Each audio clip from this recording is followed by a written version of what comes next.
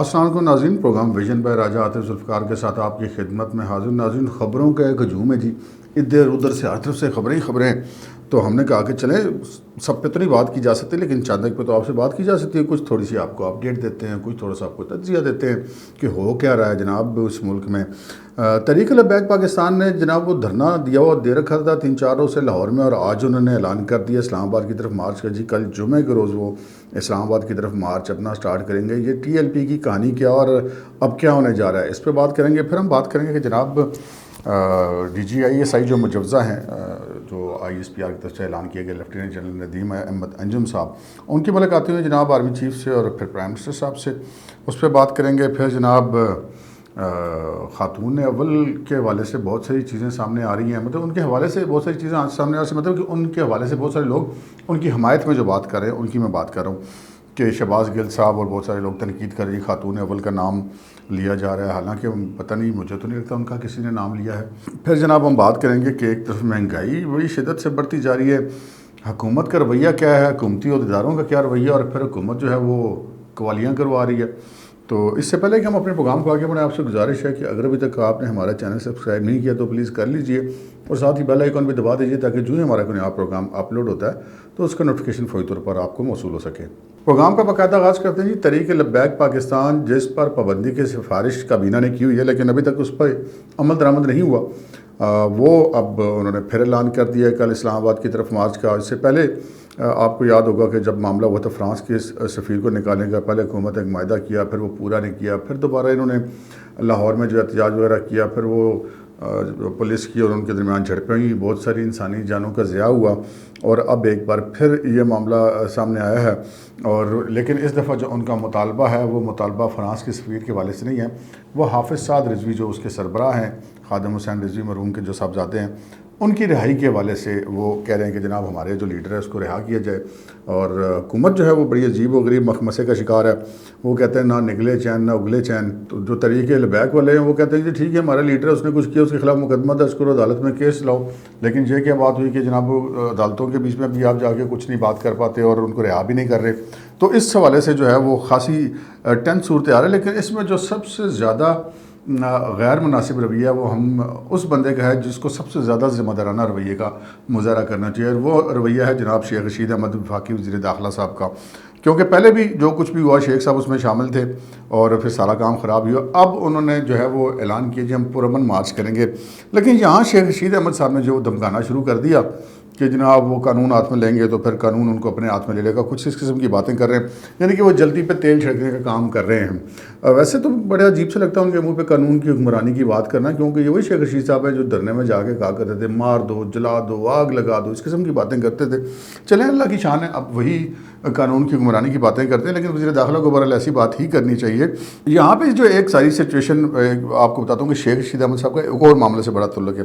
وہ معاملہ کیا ہے جی؟ وہ معاملہ ہے D G I S I کی نوٹیفیکیشن والا معاملہ، جو کہ 6 اکتوبر سے ابھی تک پینڈنگ ہے، اور ابھی تک جب ہم یہ ولاگ کر رہے ہیں ابھی تک تو کوئی نوٹیفیکیشن نہیں ہوا، لیکن اتنا پتہ چلا ہے کہ جناب کل جو ہے وہ ملاقات ہوئی ہے مبینہ طور پر جو مجوزہ D G I S I ہیں لیفٹیننٹ جنرل ندیم احمد انجم کی۔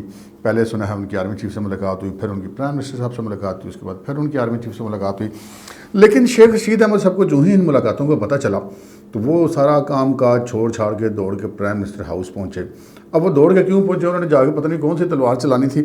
اس پہ مجھے ایک واقعہ یاد آ گیا، وہ واقعہ یاد آ گیا کہ کسی جنگل میں ایک بات ہوئی کہ جناب یہ تو جنگل میں شیر کی بادشاہ تو نہیں ہونی چاہیے، یہاں پر تو جمہوریت ہونی چاہیے، جس کو جنگل کے سارے جانور ووٹ دیں وہ بننا چاہیے۔ جنگل والوں نے بادشاہ سلامت جو تھے شیر صاحب ان کو معزول کر دیا اور الیکشن کروا دیے۔ یہ کہانی ہے، ایک مثال دینے کے لیے آپ کو بتا رہا ہوں۔ تو الیکشن کے نتیجے میں جو ہے وہ بندر جو ہے وہ الیکشن جیت گیا اور جنگل کا بادشاہ بن گیا۔ تو ایک دن ایک ہرنی آئی اور اس نے آگے شکایت کی جناب بادشاہ سلامت وہ چیتا آ گیا اور میرے بچے کھانے کی کوشش کر رہے ہیں۔ تو بندر نے کہا اچھا کچھ کرتے ہیں، اس نے ایک درخت سے چھلانگ لگائی دوسرے پہ، دوسرے سے درخت چھلانگ لگائی تیسرے پہ، اتنے میں وہ پھر گئی، پھر واپس آئی، وہ میرا ایک بچہ کھا گیا، پھر وہ واپس آئی، دوسرا کھا گیا، پھر تیسرا کھا گیا، اور پھر اس نے کہا بادشاہ سلامت آپ عجیب ہیں، میرے وہ تینوں بچے کھا گیا چیتا، آپ نے ابھی تک کچھ نہیں کیا۔ تو بندر جو تھا بادشاہ سلامت بن چکا تھا جنگل کا، اس نے کہا تم نے دیکھا نہیں میں کبھی اس درخت پہ جاتا ہوں، کبھی اس درخت پہ چھلانگ لگاتا ہوں، میں ایک منٹ کے لیے بھی ٹک کے بیٹھا ہوں، میں جو کچھ کر سکتا تھا وہ میں نے وہ کر لیا۔ تو شیخ صاحب بھی وہ D G I S I کی ملاقات ہو رہی ہے پرائم منسٹر صاحب سے, اور D G I S I جانے, پرائم منسٹر جانے, نوٹیفکیشن. شیخ صاحب تھوڑی آنی ہے جڑی سارا کام کاج چھڈ کے تسی پرائم منسٹر ہاؤس میں چلے گئے. بہرحال شیخ صاحب کی بھی پریشانی بجا ہے کیونکہ وہ بڑے عجیب پوزیشن میں ہیں. وہ تو آپ کو پتہ نا گیٹ نمبر 4 والی پارٹی ہیں بقول خود ان کے, ہم نہیں کہتے بھائی. تو وہ ہر الیکشن پہ ان کو کسی نہ کسی کا کندھا چاہیے ہوتا ہے. کبھی نواز شریف کا کندھا لیتے تھے وہ, کبھی پھر کاف لیگ کا کندھا استعمال کیا, پھر انہوں نے پی ٹی آئی کا کندھا استعمال کیا, تو وہ بن جاتے ہیں اور وزارت تو وہ لے ہی لیتے ہیں.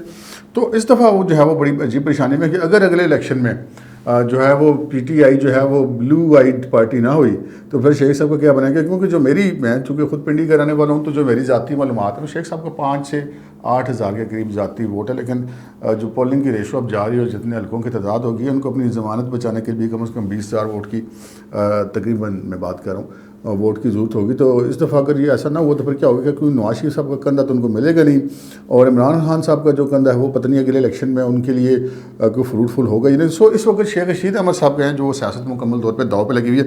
سو اب یہ ان کے پاس آخری چانس ہے کہ وزیر داخلہ وہ ہیں, وہ بس جو انہوں نے تقریریں شیریں کرنی کر لیں. اور پہلے بھی انہوں نے ٹی ایل پی والے معاملے میں کافی اپنی جو ذہانت کی وجہ سے ان کا کام خراب کیا تھا, اور سارا جو فساد ہوا آپ کے علم میں. اور پھر وہ جب ابھی وہاں سے نکلے بھی نہیں ہیں تو شیخ صاحب نے ادھر سے اس قسم کے بیان دینے شروع کر دیے ہیں. بہرحال ان کی مرضی ہے. تیسرا جناب معاملہ ہے کہ ابھی شہباز گل صاحب کا تھوڑی دیر پہلے بیان میں دیکھ رہا تھا ٹی وی پر, کہ اس میں ایک تو اخلاقیات پہ لیکچر دیتے کہ سیاست میں اخلاقیات ہونی چاہیے. چلو میرا تو یہ بات ان کے حوالے سے کرتے ہوئے آسان نکل جاتا ہے, آپ کو بھی نکل گیا ہوگا. تو وہ بہرحال لیکچر دے رہے تھے اخلاقیات پر. پھر وہ یہ کلیم بڑی عجیب عجیب کرتے کہ دیکھیں کلثوم نواز کے خلاف ہم نے کبھی کوئی بات نہیں کی تھی. حالانکہ کلثوم نواز کے خلاف بات کرنا تو دور کی بات, وہ بیچاری تو جب بستر مرگ پر تھی اور وہ وینٹیلیٹر پہ تھی تو آپ نے اپنے مطلب جوتھیے جو ہیں وہ تو بھاگ کے اسپتالوں میں گھستے پھر رہے تھے کہ وہ جھوٹ بول رہی ہے, وہ بیمار ہی نہیں ہے. ابھی آپ یہ کلیم کریں کہ آپ نے ان کے خلاف بات کبھی نہیں کی, حرکات ساری کی تھی. بہرحال اور پھر وہ جو اصل جو واردات کر رہے ہیں وہ کہتے ہیں نا وہ بیوقوف دوست سے عقلمند دشمن زیادہ بہتر ہے. کہ ہاں آپ نے دیکھا سیاسی مخالفت ہے جی نواز شریف صاحب کی, اگر مریم صاحب کی عمران خان صاحب کے ساتھ, یا پیپلز پارٹی والوں کی عمران خان صاحب کے ساتھ, تو وہ بات کرتے ہیں سیاسی. اور آگے سے جناب یہ وہ لوگ ہیں جو خان صاحب کے دوست ہیں, جو چیزوں کو لپیٹ لپاٹ کے خان صاحب کے اوپر سوار کرنے کی کوشش کرتے ہیں. آج کے بیان میں انہوں نے کہا جی کہ یہ خاتون اول کو ٹارگٹ کیا جا رہا ہے. وہ انہوں نے آسمہ شرازی کے حوالے سے بات کی, سیاسی مخالفین کے حوالے سے بات کی کہ جناب عمران خان صاحب کے سیاسی تنقید ان کے اوپر کی جائے اور یہ اس طرح نہ کیا جائے. حالانکہ آسمہ شرازی صاحب کے پورے کالم میں خاتون اول کا کہیں ذکر نہیں ہے. BBC.com پہ وہ پڑا ہوا ہے, BBC اردو پہ, وہ آپ جا کے دیکھ سکتے ہیں. اس طرح جو مریم نواز صاحبہ نے تقاریر کی تھی, انہوں نے یہ کہا کہ جادو ٹونے سے گھومتے نہیں چلتی, لیکن انہوں نے کسی کا نام نہیں لیا تھا. جادو ٹونا مطلب کیا, مطلب جادو ٹونا زبردستی وہی پولیس والا صاحب ہے کہ جی وزیر اعظم چور ہے تو پکڑ لیا. اس نے کہا جی تم نے کیوں کہا وزیر اعظم چور ہے؟ تو اس نے کہا جی میں نے تو وہ پاکستان کے وزیر اعظم کو کہا تھا انڈیا کا واقعہ. تو اس نے کہا تھا نہیں ہمیں نہیں پتہ کون سا وزیر اعظم چور ہے. تو یہ بات ہے کہ ہمیں نہیں پتہ جادو ٹونا کون کرتی ہے یا کون کرتا ہے.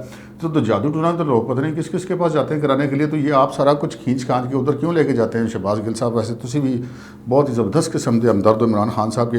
عمران خان صاحب کی جو کشتی میں پتھر پڑے ان میں بہت سارا کنٹریبیوشن نہیں آپ کا ہوگا, پھر کسی حد تک ہم اور بھی کچھ لوگوں ہیں, لیکن آپ کا بہرحال بہت زبردست جو ہے وہ کنٹریبیوشن ہے.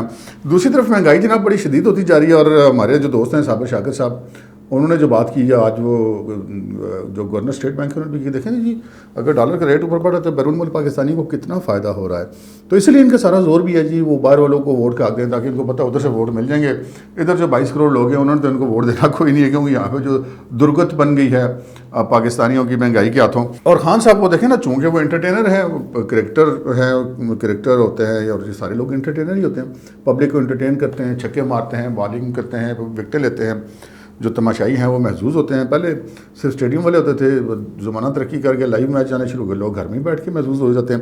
تو اب خان صاحب نے یہ کیا کہ جی مہنگائی کا تو وہ کچھ نہیں کر سکتے تھے, تو انہوں نے عید میلاد النبی کے موقع پہ قوالیوں کا انتظام کیا. جناب اسلام آباد میں عوام کی کہتے ہیں ہمارے پاس پیسے نہیں ہیں, لیکن وہ قوالیوں پر پیسے انہوں نے بڑی طرح خرچ کر لیا. اور انہوں نے کہا چلے ہم مہنگائی تو نہیں کم کر سکتے لیکن پبلک کو انٹرٹین ہی کریں. تو صاحب وہی ہے کہ جناب پھر جو مجھے کرنا آتا ہے میں تو وہی کروں گا. خان صاحب ایک انٹرٹینر ہیں تو وہ انٹرٹین ہی کر رہے ہیں. آج کے پروگرام میں اتنا ہی, اجازت دیجیے, اللہ حافظ.